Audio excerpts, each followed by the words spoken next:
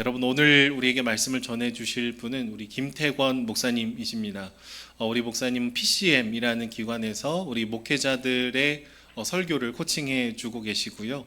우리 또 시티 투 시티 코리아, 건강하게 이제 분리 개척, 교회 개척할 수 있도록 도와주는 이 단체에서도 설교 코칭, 또 복음 코칭으로 섬겨주고 계십니다. 그래서 목회자 분들의 또 목회자이시고 스승님이신데, 지금은 우리 은혜동산교회 협동 목사님으로 계십니다. 우리 김태건 목사님 나오실 때 우리 힘찬 박수로 환영해 주시면 감사하겠습니다.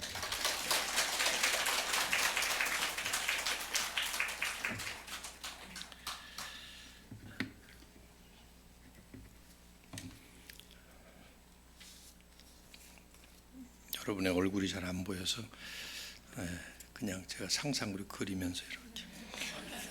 목사님이 아까 말씀해 주셨어요. 일부 예배하고 달리 2부는 좀 어둡게 이렇게 하고 계시다고, 편안하게. 반갑습니다. 여러분 교회가 은혜의 동산에서 파송받은 작년 12월 31일 성구영신 예배 때 저와 제 아내도 그 자리에 있었습니다. 그래서 함께 기도했고요. 파송 받으시는 그 감격적인 자리에 있어서 저희들도 너무 좋았습니다. 신영태 목사님과 사모님은 그보다 훨씬 전에 함께 교제하고 있었고요. 미국에서 목회하고 은퇴한 다음에 이제 한국에 나와서 성도로 어느 교회를 좀 다닐까 하다가 이제 은혜의 동산 교회를 정해서 다니겠다고 그랬더니 이규현 목사님이 협동 목사로 그렇게 하셔서 그날 저도 무대에 올라가서 인사를 하긴 했어요. 뭘 어떻게 협동하려는 건지 모르겠는데 아무튼 이런 거 하라고 그러신 것 같아요. 너무 감사해요. 이렇게 귀한 교회들 세워지고 또 저보다는 연배가 아래이신 목사님들이 힘있게 멋지게, 참 어두운 때인데 지금 어려운 때에 잘 개척하셔서 나가시는 것을 옆에서 조금이나마 이렇게 함께 돕는다면 돕고 동참할 수 있다는 것이 얼마나 감사한지 모릅니다. 저희가 은혜를 많이 받습니다. 여러분 교회 벌써 와서도 그런 은혜가 가슴에 밀려옵니다. 4개월 되셨잖아요. 그러면 4개월밖에 안 난 갓난 아기인데 한 4년 된 것 같은 느낌 들어요. 든든하게 교회가 이렇게 자리 잡고 가셔서 벌써 일부 예배 때도 제가 그런 참 감사를 느꼈습니다. 축하드리고요. 힘있게 잘 달려가시기를 바랍니다. 제가 잠깐 기도하고 그리고 말씀 나누도록 하겠습니다.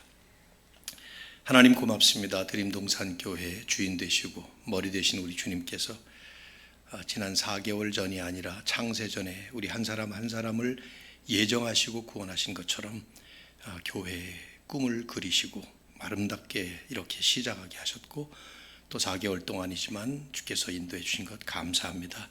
사랑하는 우리 신목사님과 사모님과 온 교우들이 한마음 한뜻이 되어서 이 어려운 때에 절망적인 세상에 유일한 소망이신 예수 그리스도를 힘있게 선포하시고 또 복음의 은혜를 이 주변 대한민국 땅끝까지 이르러 증인의 삶을 살아가는 아름다운 그 삶을 통해서 나누게 하여 주옵소서. 오늘 주님이 부활하신 그 부활을 기념하고 감격하는 이 주일 예배의 말씀을 이제 함께 나누겠습니다. 이 말씀을 통해서 오직 주인이신 예수 그리스도만이 높임을 받으시고 그리스도를 통해서 우리에게 주신 귀한 십자가와 부활의 은혜를 또 가슴 깊이 새기는 귀한 시간 되도록 인도해 주옵소서. 예수님의 이름으로 기도드립니다. 아멘. 19세기 프랑스의 유명한 정치인이었던 샤를리 모리스 드 달레랑이라는 사람이, 발음이 어렵네요, 있었는데 이분의 인기가 한참 절정에 올랐을 때에 한 기독교 사이비 교주가 찾아와서 그에게 조언을 구했답니다. 내가 어떻게 하면 많은 사람들을 나를 따르게 만들 수 있을까요? 당신의 인기가 좋으니 좀 비결을 가르쳐 주십시오. 그렇게 뜬금없는 조언을 구했대요. 그 말을 듣고 이렇게 대답을 했답니다. 기독교 계통의 교주시라. 그런데 사람들의 마음을 잡고 싶다. 그러면 한 가지 중요한 일을 하셔야 돼. 십자가에 달려 당신이 죽어야 돼. 한 가지 기억할 것은 3일 만에 반드시 살아나야 돼. 누가 만든 얘기인지 아니면 실제로 있었던 얘기인지 제가 그래서 읽으면서 그 안에 아주 중요한 내용이 담겨 있다는 것을 생각을 해봤습니다. 십자가와 부활이 기독교의 핵심이라는 것이죠. 특별히 부활. 기독교를 기독교로 만들어 놓은 핵심. 기독교 신앙의 가장 근본 본질이 바로 부활이다 하는 얘기겠죠. 바울도 그런 말을 하지 않았습니까? 그리스도께서 만일 다시 살아나지 못하셨으면 우리가 전파하는 것도 헛것이요 또 너희 믿음도 헛것이라. 부활이 기독교의 핵심이라는 것입니다. 그래서 교회 역사를 보면 이 기독교에 대적하는 온갖 종류의 비진리 세력들, 이단 사이비는 말할 것도 없고 자유주의 신학들까지 포함해서 기독교를 공격할 때마다 이 부활의 진리를 중심 타겟으로 해서 공격을 해왔습니다. 그래서 많은 2000년 동안에 만들어진 가지각색의 부활 부인 설들이 있습니다. 설들이에요. 이랬을 것이다 하는 거죠. 예를 들면 제자들이 빈 무덤을 잘못 알고 찾아갔다. 원래 무덤이 빈 무덤이었다 이 말이죠. 무덤 오인설이라는 게 있어요. 약간 울리네요 마이크. 또 실제로 부활한 것이 아니고 제자들이 착각한 것이다. 착각설도 있습니다. 예수가 죽었다가 살아나는 것이 아니라 잠깐 잠들었다 깨어났다. 수면설도 있어요. 뭐 이것저것도 아니고 지금 이렇게 기독교라는 종교가 생긴 것, 이것이 바로 부활이다. 영적 부활설 뭐 이런 것도 있습니다. 그리스도께서 실제로 이 physical resurrection, 육신적으로 부활하셨다는 이 실제로 부활하신 그 역사적 부활을 부인함으로써 기독교 자체를 부인하려고 하는 그런 시도들이 뭐 지금도 여전히 계속 되고 있죠, 세상에는. 생각해 보면 그럼 그만큼 죽은 사람이 다시 살아난다, 죽었다가 다시 부활한다 하는 것이 상식적으로 믿을 수 없는 일이기 때문에 아마 그럴 것입니다. 저는 좀 이해를 할 수 있을 것 같아요. 오늘 본문에도 바로 그런 모습이 지금 재현되고 있습니다. 주님의 부활을 의심했던 한 제자가 있었어요. 24절을 보시면 배경이 나오잖아요. 12제자 중에 하나로서 디두모라고 불리는 도마는 예수께서 오셨을 때 함께 있지 아니한지라. 예수님이 이제 부활을 하시고 마리아가 먼저 발견하고 요한과 베드로가 찾아가서 또 확인을 하고 그날 저녁에 요한복음 20장을 보시면 그날 저녁에 제자들이 다 모여 있는데 나타나신 거죠. 근데 그때 도마만 없었어요. 왜 없었는지는 모르겠습니다. 기록을 안 했으니까. 도마가 다시 나타나니까 제자들이 도마에게 말을 한 겁니다. 25절. 다른 제자들이 그에게 이르되 우리가 주를 보았노라 하니, 여기 이르되라는 말은 뭐 문법적인 용어를 쓴다면 미완료 진행형이에요. 그 말은 무슨 말이냐면 계속해서 말했다 그 말입니다. 다른 제자들이 계속 말하다 우리가 주를 보았노라. 저마다 각각 여러 가지 얘기를 했겠죠. 성미 급한 베드로가 제일 먼저 얘기했을 거야. 야, 너 없을 때 예수님 찾아오셨어? 살아나셨어? 또 다른 제자가 문이 닫혔는데 말이야 병강이 있을지어다 뭐 이러면서 저마다 각각 막 흥분해서 계속 말을 해요. 그런데 도마가 입을 열어서 말을 합니다. 그 25절에 나오는 말씀이에요. 도마가 이르되 내가 그의 손의 못자국을 보며 내 손가락을 그 못자국에 넣으며 내 손을 그의 옆구리에 넣어보지 않고는 믿지 아니하겠노라. 오늘 설교의 이제 핵심 가운데 하나인데요. 이걸 좀 이제 실제로 도마가 했을 법한 톤을 살려서 해야 되는데 해볼까요? 제가 한번. 아마도 도마는 목청을 돋구면서 핏대를 올리면서 말했을 것 같아요. 제 생각에. 내가 내 눈으로 직접 손의 못자국을 보고 내 손가락을 직접 그 못자국에 넣어보고 내 손을 직접 그 옆구리에 넣어보지 않고서는 절대로 안 믿을 거야. 제가 절대는 과장하느라고 한 게 아니고 실제 헬라 원어에 나와 있어요. 두 번 부정이에요. 이게 이중 부정이라고 그러죠. 우, may라는 말은 둘 다 하나만 써도 되는 말을 두 번 쓴 것입니다. never, 절대로 안 믿겠다. 그런 말을 한 것이죠. 감이 잡히시나요? 모든 제자들의 증거와 증언을 완강하게 부정하는, 마치 이제 그 고집스러운, 전도해도 마음을 열지 않는 그 아주 고집불통의 완고한 불신자 같은 그런 인상을 확 보여주고 있죠. 그래서 그는 교회사에 길이 남는 별명을 받았습니다. 무슨 별명이죠? 의심 많은 도마, 이런 별명을 받았어요. 매년 부활절이 되면 이제 지구촌 어디선가 어느 교회에선가 이제 이분에 대한 설교, 분명히 도마는 지금도 쟤네들 내 얘기 또 하는구나 저거 아마 그럴 겁니다. 요한을 아마 또 박살내고 있을 거예요. 넌 도대체 왜 마테마가 누가 한 얘기를 안 했는데 너만 얘기해가지고 날 이렇게 창피당하게 하느냐. 제가 그 도마 형님을 좀 이제 이렇게 좀 이렇게 변호해 드릴게요. 도마를 그런 식으로 쉽게 비하해서는 안 된다고 생각해요. 요한이 전하고 있는 도마의 모습은 그런 모습 아닙니다. 우리가 의심 많은 뭐 제자, 고집불통에 완고한 불신자 이런 사람 아니었습니다. 요한복음 11장으로 올라가 보시면 죽은 나사로를 살리실 때 방금 베다니에서 오셨어 예수님이. 유대인들이 돌로 치려고 그랬기 때문에. 근데 예수님이 다시 가시겠다고 하니까 제자들이 말립니다. 그때 도마가 나서면서 야, 우리 주님과 함께 다 같이 죽으러 가자. 아주 용기 있게 나섰던 충성스러운 제자였던 것이죠. 다들 부활하신 주님을 봤다지만 자기는 직접 보지 못했으니 믿지 못하겠다는 거예요.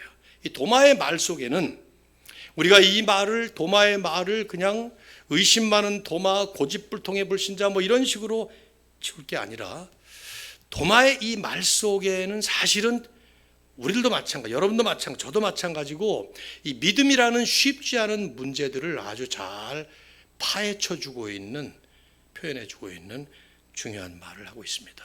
몇 가지를 좀 나눠볼게요. 첫째로 물리적 증거의 문제라는 것이 있는 것이죠. 눈으로 보고 손으로 만져봐야만 믿겠다라는 눈에 보이는 시각적 증거와 만져지고 느껴지는 감각적 증거가 있어야만 믿을 수 있다라고 하는 이 물리적 증거, physical evidence의 문제가 여기 보이는 거예요. 충분히 이해할 수 있는 게 아닌가요? 여러분 그렇잖아요. 도마도 제자들처럼 주님 나타나셨을 때 그 자리에 있었고 직접 봤다면 이런 말 안 했겠죠. 근데 본인은 못 본 겁니다.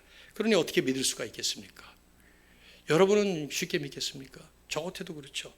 지금 내 눈에 안 보이는데, 느껴지지 않는데, 만져지지 않는데 그걸 어떻게 믿겠냐 이 말이죠. 눈에 보여지고 손으로 만져지는 분명한 물리적 증거, 감각적 증거가 있어야만 믿을 수 있다라고 하는 말은 대단히 상식적이고 합리적인 말처럼 들려지는 논리입니다. 많은 안 믿는 분들이 그래서 못 믿는 것이죠. 그런데 정말 그럴까? 조금 더 생각해 볼 필요가 있어요. 눈에 보여지고 손에 만져지는 과학적, 물리적 증거가 있어야만 우리가 믿을 수 있을까? 그렇지 않습니다.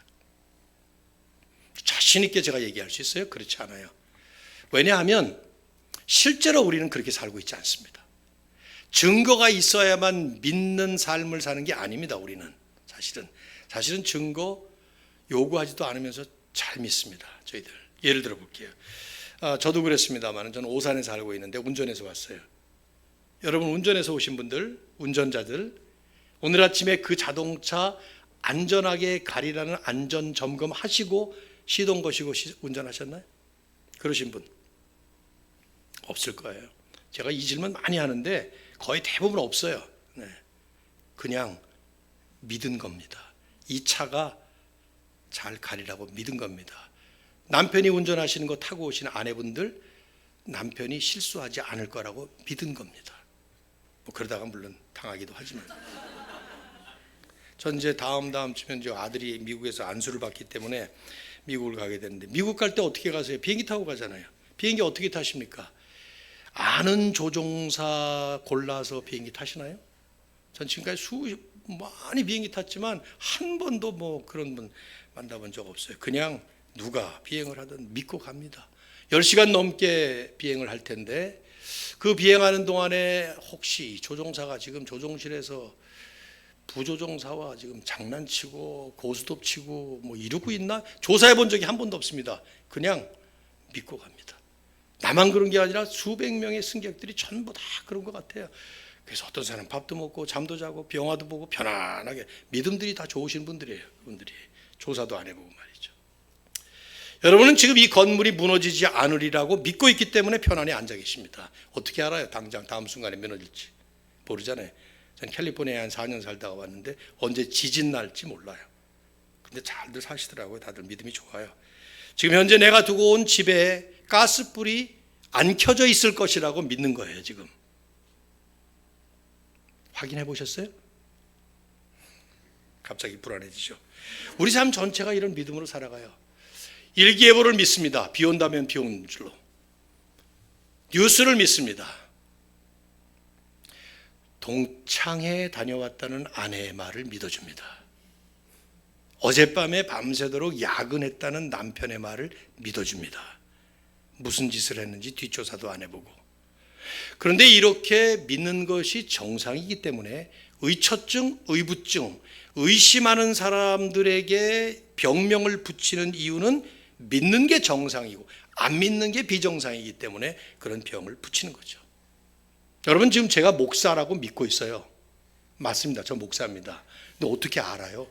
나 안수 받을 때에 여러분이 와보셨냐고.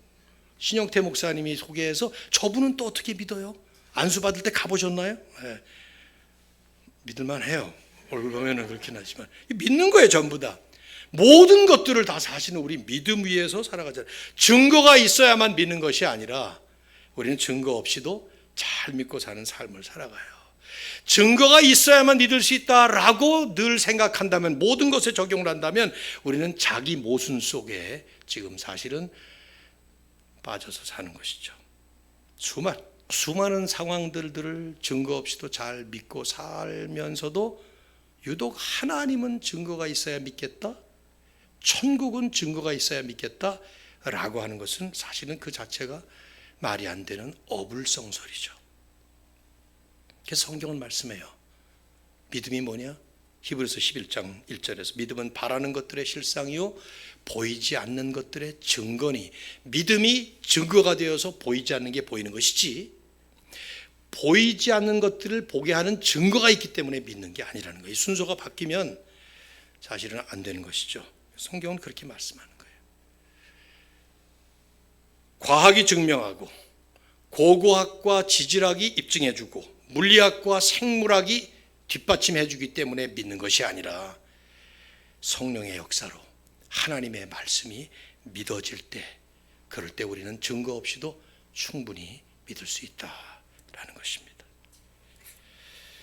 저는 여러분의 믿음이 그런 믿음이 되시기를 주님의 이름으로 축원합니다.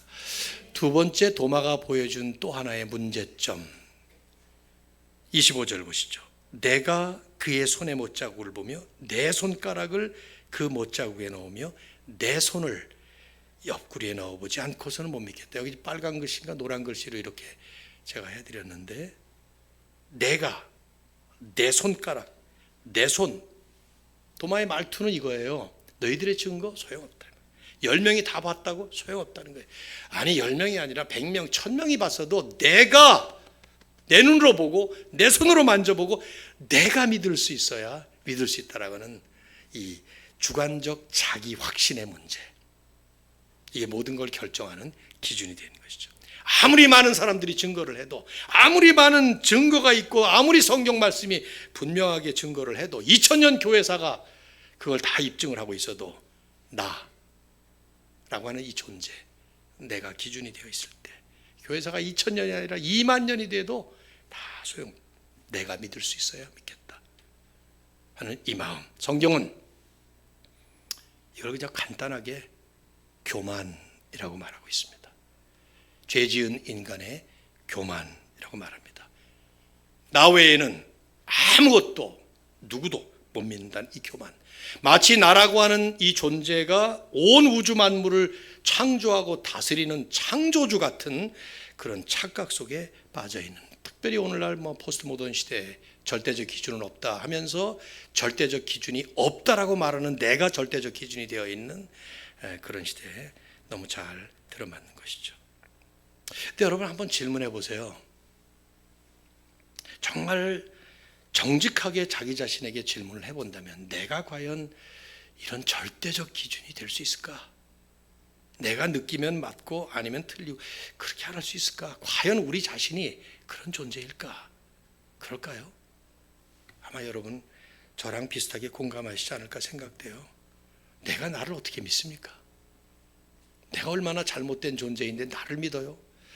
미국에서 오랫동안 그 신문의 칼럼니스트로 많은 사람들이 상담을 했던 앤 랜더스라는 분이 있는데 이 여자분이 오랜 사람들의 그 상담을 한 다음에 이런 말을 했어요. 독자들이 나에게 가장 많이 하는 질문은 하나다. What's wrong with me? 내가 도대체 뭐가 잘못되어 있습니까? 하고 질문하는 질문이라는 거예요. 그러면서 덧붙이기를 참 정직한 질문이었다. 그렇지 않나요? 도마가 했었어야 될 반응이라면, 보여줬어야 될 반응이라면, 야, 너희들은 부활을 믿는데 왜 나는 안 믿어지지? 나는 왜 믿지? 왜 못 믿지? What's wrong with me? 그 질문을 아마 했어야 되겠죠. 스스로를 돌아보면서 자기 자신의 문제가 무엇인지를 바라보게 하는. 죄 지은 인생을 향해서 하나님이 하셨던 최초의 질문이 그 질문이었습니다. 사실은 아담이 죄를 짓고 하와와 둘이 범죄한 다음에 숲을 속에 숨어 있을 때 하나님은 첫 번째 질문하셨어요. 아담아, 내가 어디 있느냐? 아담이 어디 숨었는지 몰라서 그 숲을 속에 얼마나 쉽게 찾을 수 있었을 텐데 하나님이 창조하셨는데 그걸 못 찾겠어요? 무슨 질문의 뜻은 자기 스스로를 돌아보면서 What's wrong with me? 그 질문을 하도록 하는 자기 성찰을 요구하는 그런 질문이었던 것이죠. 오늘도 주님은 우리에게 그 질문을 늘 합니다. 내가 어떤 부분이 잘못되어 있는가? 내가 전부여, 내가 최고로 똑똑해서 내가 기준이 되어 있는 시대 속에서 살아가더라도 사실은 내가 얼마나 잘못된 존재인지, 그럴 때 우리는 겸손하게 창조주 하나님 앞으로 우리 주님을 통해서 나아갈 수가 있는 거죠. 세 번째 또 하나, 안 믿겠다라는 의지적 불신의 문제가 여기에 역력히 보여집니다.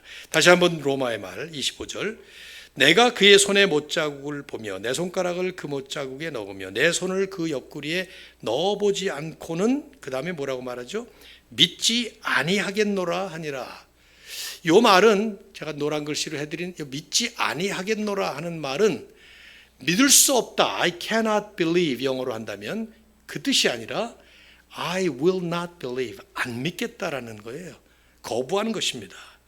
예루살렘 바이블이라고 하는 영어 바이블을 보면은 I refuse to believe, 믿는 걸 거부하겠다, 역력하게 그렇게 의미를 살려서 의역을 했어요. 의지적으로 안 믿겠다는 거예요. 믿을 수 있냐 믿을 수 없냐의 가능성이 아니라 내가 안 믿겠다는 자기 의지를 지금 보여주고 있는 것이죠.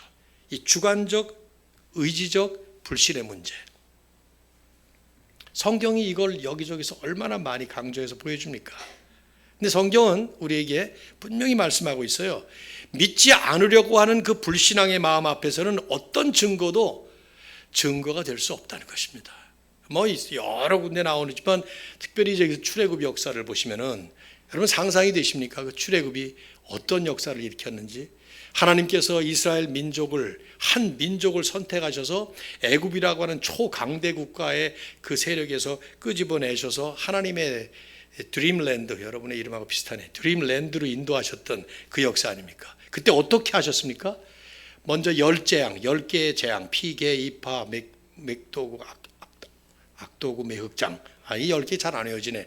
피, 개구리, 이길이, 파리 뭐 이렇게 해서 쭉, 그거 전부 애굽의 신을 때려잡는 그런 거였어요. 전부 애굽의 신들이었거든. 그게 때려잡는 거였어요. 그 하나님의 그 강력한 능력과 은혜를 보여주시는 이적, 홍해 이적, 바다가 한 번에 갈라지면서 그 가운데를 걸어갔습니다. 이게 뭐 한두 명이 걸어갔습니까? 장정만 60만 3,550명, 아이들과 어른들까지 다 합하면 200만 300만 어마어마한 한 나라가 거기를 통과하면서 말이죠. 수없이 많은 이적들을 경험하지 않았어요. 그럼에도 불구하고 그들은 계속해서 하나님을 원망하고 부정하고 돌아가자고. 그때 하나님께서 결국은 여호수아와 갈렙 두 사람 빼놓고 전부 다 반역자처럼 돌아서니까 하나님이 민수기 14장 11절에서 하셨던 말씀, 여호와께서 모세에게 이르시되 이 백성이 어느 때까지 나를 멸시하겠느냐? 내가 그들 중에 많은 이적을 행하였으나 어느 때까지 나를 믿지 않겠느냐? 그 많은 이적들과 그 많은 증거들이 분명함에도 불구하고 믿지 않겠다는 이 불신앙의 마음 앞에서는 그것들은 이적이 아니었고 증거가 아니었다는 거예요. 왜? 믿음은 의지의 문제이기 때문에 안 믿겠다라고 하는 마음을 가지면 부활하신 주님께서 이 자리에 나타나셔도 사실은 안 믿겠다 하면 안 믿는 것입니다. 이건 제 말이 아니에요. 예수님께서 직접 하셨던 말씀 중에 하나입니다. 물론 비유로 말씀하셨어요. 누가복음 16장에 보면 부자와 나사로, 악행을 하던 부자, 불쌍한 나사로, 죽자마자 부자는 지옥 가고 나사로는 천국을 가서 아브라함 품에 안겼습니다. 그때 부자가 지옥에 와보니까 지옥이 있거든. 아직 형제들이 다섯이나 저 세상에 살고 있어요. 근데 보니까 나사로가 아브라함 품에 천국에 있단 말이에요. 그래서 부탁을 합니다. 나사로를 보내서 좀 전달해 달라고. 그랬더니 아브라함이 하는 말이 그들에게 모세와 선지자가 있으니 그들에게 들을지니라. 아닙니다. 죽은 자 가운데서 다시 살아나는 사람이 있으면 들을 겁니다 하면서 31절에 이렇게 말씀하죠. 그러니까 거기에 대고 답한 말이 이 말이에요. 이르되 모세와 선지자들에게 듣지 아니하면, 모세와 선지자라는 말은 구약 성경의 율법서와 선지서를 얘기하는 겁니다. 세 개로 나눠져 있는 것 중에 어쨌든 구약 성경을 말하는 거예요. 성경을 듣지 아니하면 비록 죽은 자 가운데서 살아나는 자가 있을지라도 권함을 받지 아니하리다. 성경 말씀을 믿지 아니하면 결국 죽은 사람이 부활해서 나 앞에 딱 서서 천국 지옥을 증거해도 그래도 안 믿는 사람은 안 믿는다. 성경이 말하는 말이죠. 이게 불신앙의 문제예요. 여러분은 어떻습니까? 부활이 잘 믿어지시나요? 아니면 지금 도마가 지금 보여주고 있는 이런 문제 중에 어떤 하나 때문에 아직도 믿음의 문제에 갈등을 하십니까? 저는 성경을 보면서 그래도 괜찮다라고 좀 격려해 드리고 싶어요. 혹시 이 자리에 그런 의심을 가지고 있는 분이 계시다 하더라도 말이죠. 왜냐하면 예수님 때문이에요. 예수님이 그 다음 순간에 어떤 조치를 하셨는가가 우리에게 초점입니다. 어떻게 하십니까? 다시 찾아오십니다. 마치 도마의 말을 다 들으신 것처럼. 그리고 실제로 다 보여주십니다. 자, 26절과 27절. 제가 26절을 읽을 테니까 여러분이 27절을 읽어주세요. 여드레를 지나서 제자들이 다시 집안에 있을 때 도마도 함께 있고 문들이 닫혔는데 예수께서 오사 가운데 서서 이르시되 너에게 평강이 있을지어다 하시고,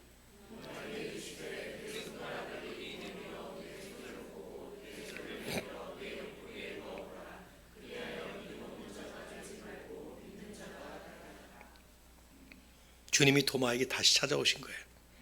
그러시고는 도마에게 믿음을 주시는 은혜를 베풀고 계십니다.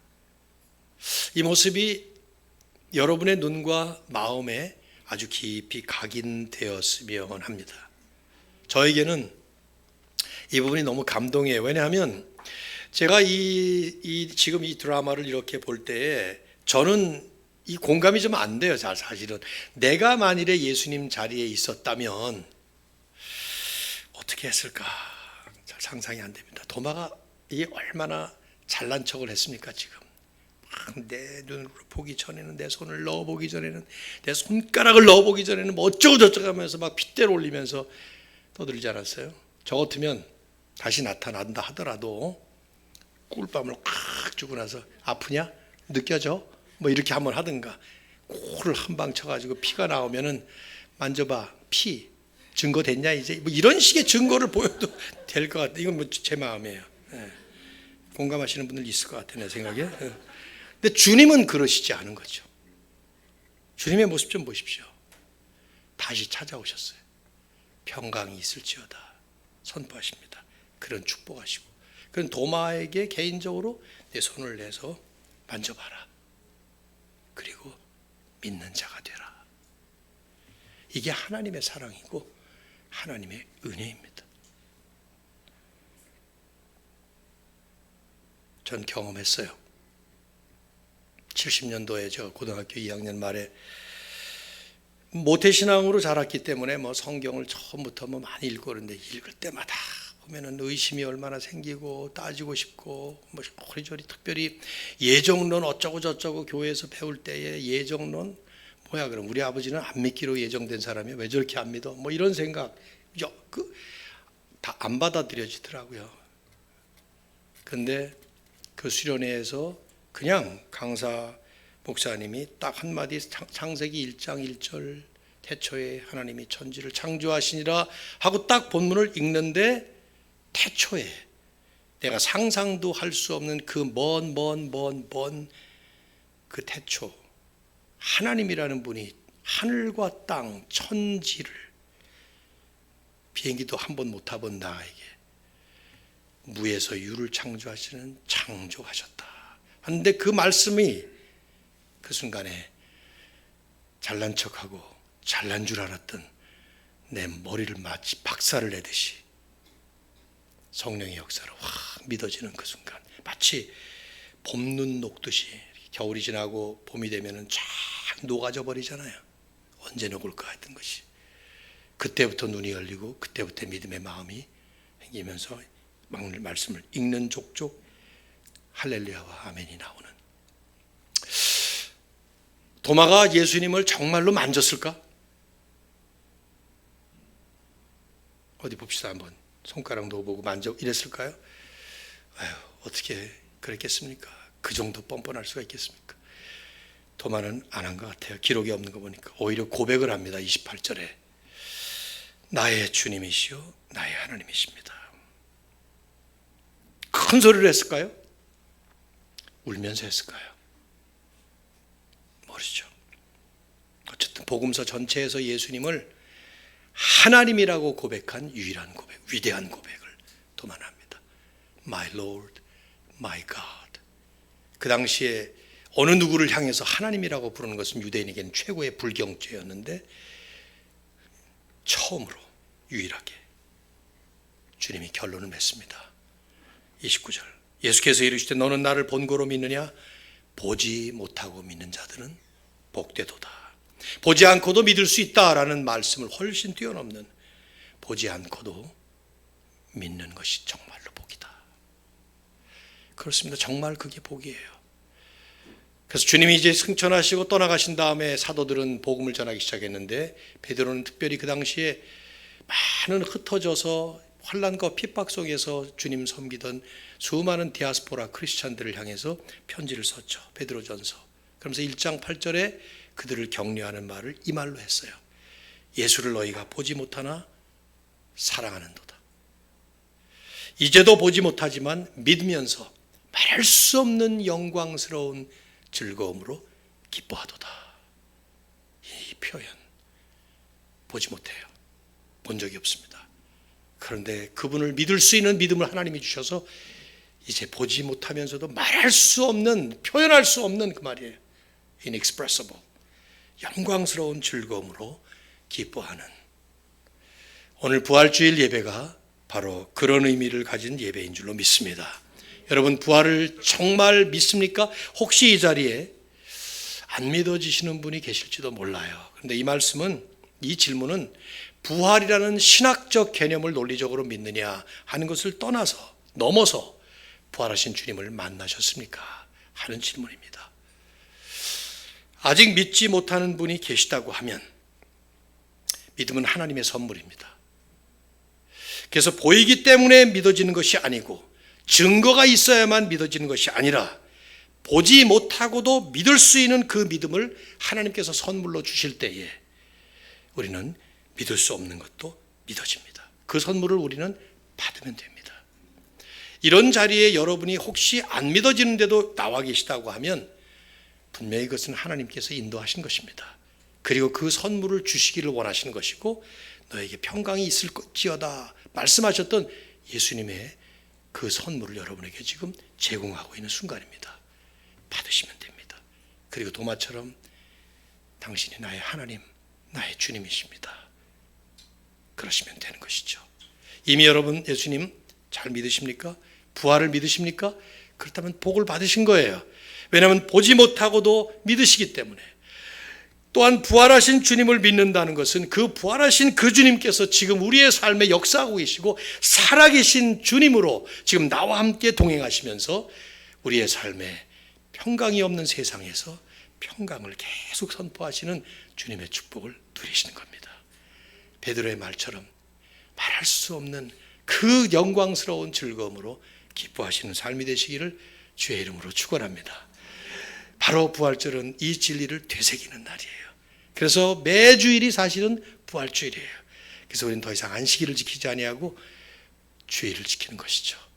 이 부활의 주님이 오늘도 올해도 남은 평생 우리의 삶을 여러분과 함께 지켜주심으로 주님의 평강이 늘 충만한 축복으로 임하시기를 주의 이름으로 축원합니다.